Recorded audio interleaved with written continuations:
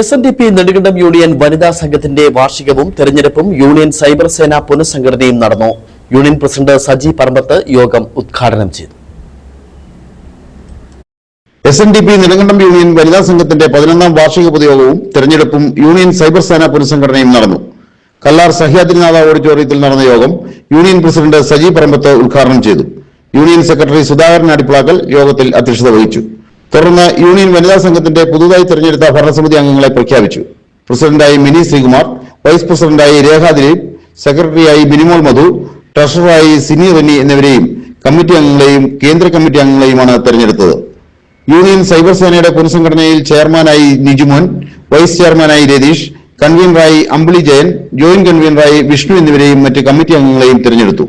Union വനിതാ സംഘം president Binimol Madhu, secretary Sandhya Raghu, Suresh Chinnar, Jayan Kallar, Madhu Kamalalayam, CM Babu, KR Shiji, Mini Sreekumar, Manoj, Saneesh Mavadi, Ambili Jayan, Athul Shiju, union youth movement president Santhosh Vayalil തുടങ്ങിയവർ പ്രസംഗിച്ചു.